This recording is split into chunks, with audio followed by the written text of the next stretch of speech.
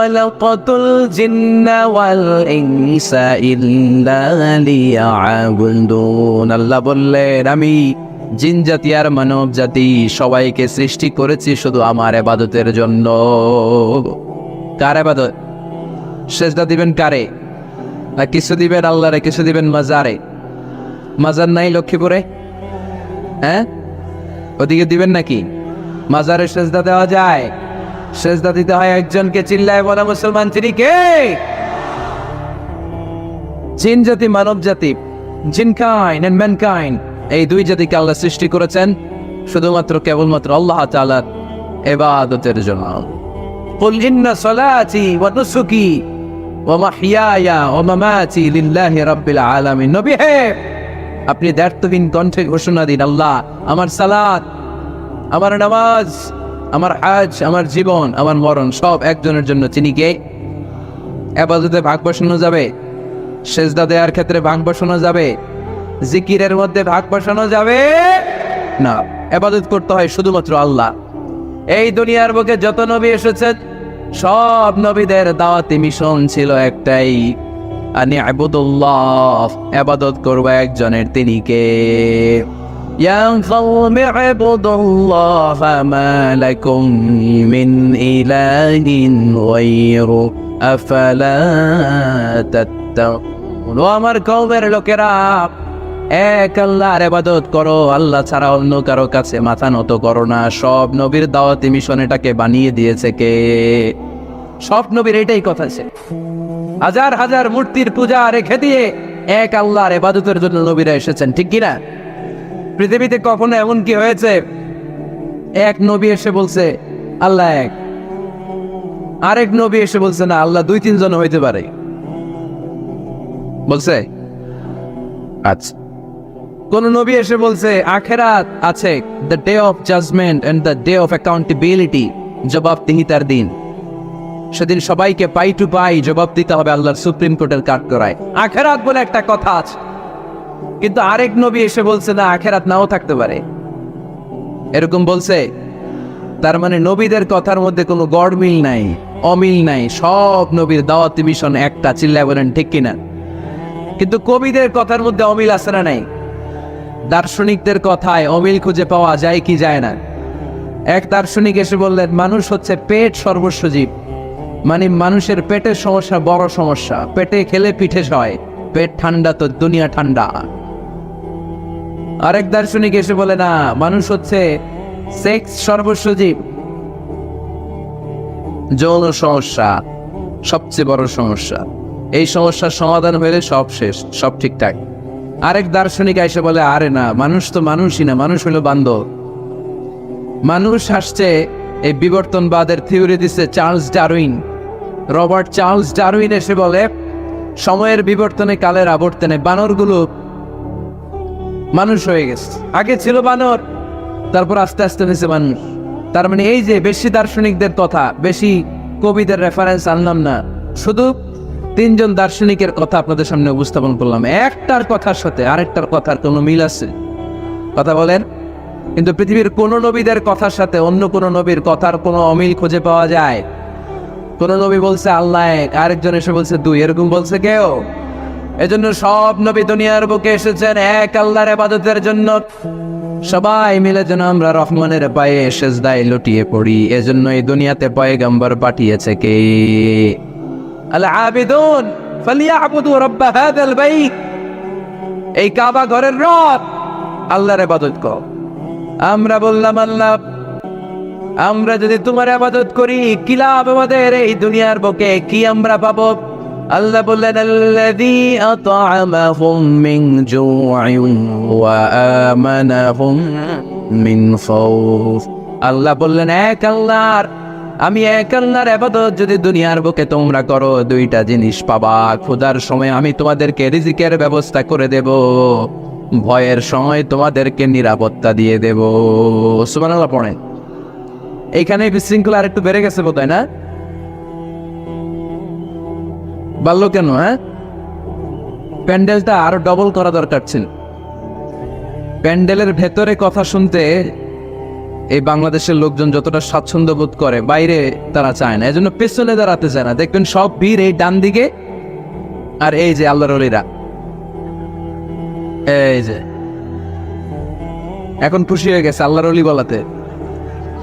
এগুলো দুষ্টের শিরোমণি। 1 ঘন্টা জামালা দিছে আমারে, ডিস্টার্ব করছো না, এখন ঠান্ডা হয়েছে, ঠিক আছে। এই ছেলেরা,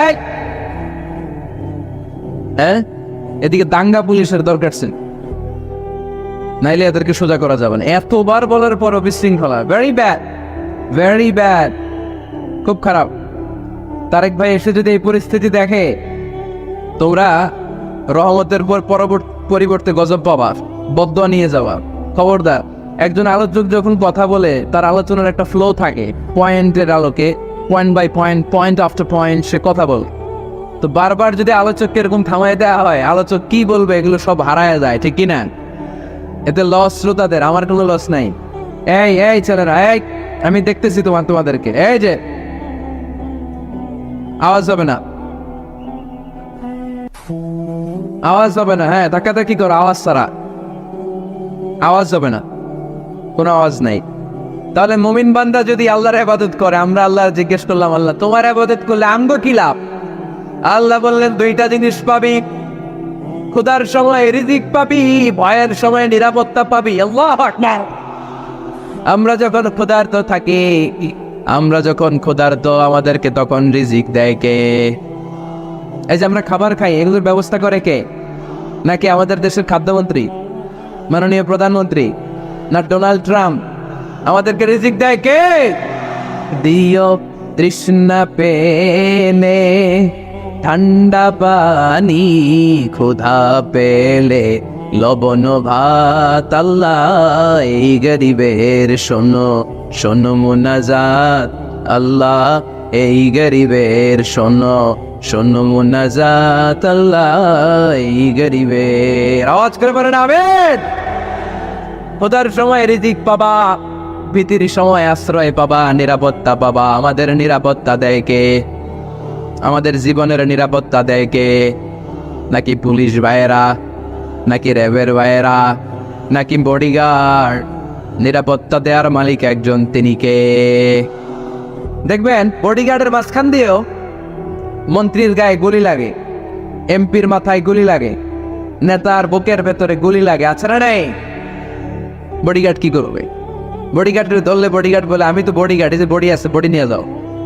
আমি তো রুকু গার্ড না। রুকু গার্ড একজন, চিল্লায় বলো মুসলমান, তিনি কে? তাহলে মুমিন বান্দাদের 2 নম্বর গুণ আল আবিদুনা। মুমিন বান্দা ইবাদত করে কার খুশির জন্য? লক্ষ্মীপুরের ভাইয়েরা, আমরা ইবাদতটাকে অনেকে কনসাইজ করে ফেলেছি, একেবারে কনসাইজ। আমরা মনে করি কোরআন তেলাওয়াত, জিকির করা, নফল রোজা রাখা, নামাজ পড়া, এগুলাই ইবাদত। আসলে শুধু এগুলাই ইবাদত না। আল্লাহর আদেশ মানা আর মানবতার কল্যাণ হয়, এরকম যত কাজ আপনি করবেন সবগুলোর ইবাদত হিসেবে কবুল করে নেবে কে? এজন্য বিশ্বনবী বলতেন, তাবাসসুমুকা ফি ওয়াজহি আখিকা সাদাকা। তোমার ভাইকে দেখে রাস্তায় যখন তুমি সালাম দিবা, এটার ইবাদত বানায়া দিবে কে? তোমার ভাইকে দেখে যখন তুমি মুখের উপরে মুচকি একটা হাসি দিবা, এটারও ইবাদত হিসেবে কবুল করবে কে? You smile to your brother, it's a charity. তুমি তোমার ভাইয়ের দিকে তাকিয়ে যদি মুচকি হাসো, এটাও সওয়াব, এটাও ইবাদত। সুবহানাল্লাহ পড়েন। আপনারা মুচকি হাসেন তো? হ্যাঁ, মুচকি হাসবেন, হাসতে পয়সা লাগে না। হাসতে পয়সা লাগে? তা হাসেন না কেন? হাসেন তো দেখি, মুচকি হাসেন তো। আওয়াজ হবে না, আওয়াজ করলে এটা মুচকি হাসি হয় না, এটাকে বলে আদ-দাহিক। হাসি 3 ধরনের, আত-তাবাসসুম, আদ-দাহিক, আল-কাহকাহা। আত-তাবাসসুম সব সময় আল্লাহর হাবিব সাল্লাল্লাহু আলাইহি ওয়াসাল্লামের চেহারায়, মুখে একটা মুচকি হাসি লেগেই থাকতো। সুবহানাল্লাহ পড়তে পারলেন না? মুচকি হাসবেন। আরেকটা হচ্ছে দাহিক, হালকা আওয়াজ হয়, দাঁত দেখা যায়। রাসূল সাল্লাল্লাহু আলাইহি ওয়াসাল্লাম জীবনে কালে ভদ্রে 1-2 বার এরকম হেসেছেন।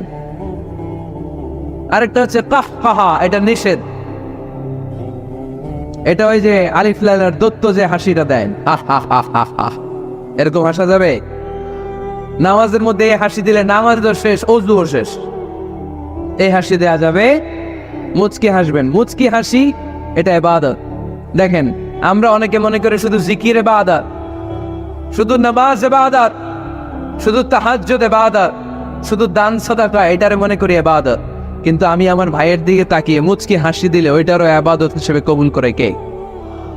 শীতের রাতে আপনি যে একই কম্বলের নিচে থেকে আপনার স্ত্রীর সাথে অন্তরঙ্গ মুহূর্ত কাটান, এই মুহূর্তগুলোরও ইবাদত হিসেবে কবুল করে নেয় কে? সাহাবারা শুনে অবাক, ইয়া রাসূলুল্লাহ, স্ত্রীর সাথে অন্তরঙ্গ সময় কাটালেও সওয়াব হয়? আল্লাহর হাবিব সাল্লাল্লাহু আলাইহি ওয়াসাল্লাম বললেন, হ্যাঁ, অফি বুদআই আহাদিকুম সাদাকা। কারণ এই সময়টা যদি স্ত্রীর সাথে না কাটাইয়া ভাবির সাথে টাঙ্কি মারো, তাহলে গুনাহ আছে না নাই? শালীর সাথে টাঙ্কি মারলে গুনাহ আছে না নাই? গার্লফ্রেন্ডলে গান শোনাইলে গুনাহ আছে না নাই? দেখেন, what a check and balance. ভাবির সাথে টাঙ্কি মারলে কবিরা গুনাহ, শালীর সাথে ডেটিং মারাইলে কবিরা গুনাহ, গার্লফ্রেন্ডে বিশ্ব বেহায়া দিবসে ফুল কিনে দিলে কবিরা গুনাহ। কিন্তু একই ফুল বিবির হাতে তুলে দিলে আমলনামা সওয়াব দিয়ে ভরে দিবে কে? একই ভালোবাসার গান শালীকে না শুনিয়ে স্ত্রীকে শোনাবে, আমলনামাটাকে সওয়াব দিয়ে ভরে দিবে কে? কথা কি বুঝেন? কথা বুঝতে পেরেছেন? This is Islam, balanced religion, ভারসাম্যপূর্ণ জীবন ব্যবস্থা। ইসলাম যারা পালন করবে তাদের কথায় থাকবে ভারসাম্য, তাদের আচরণে থাকবে ভারসাম্য, তাদের চিন্তায় ভারসাম্য, তাদের লেনদেন মুআমালাত ডিলিংসেও থাকবে ভারসাম্য। কারণ ইসলাম আমাদেরকে ভারসাম্য শেখায়, ঠিক কি না? ইসলাম আমাদেরকে আল ওয়াসাতিয়া শেখায়, মধ্যম পন্থা। বাড়াবাড়িও করা যাবে না, ছাড়াছাড়িও করা যাবে না, মাঝামাঝি থাকতে হবে। আওয়াজ করে উত্তর দেন তো, বাড়াবাড়ি করা যাবে? ছাড়াছাড়ি করা যাবে? কই থাকবেন? মাঝামাঝি কই থাকবেন? এটার নাম হচ্ছে আল ওয়াসাতিয়া।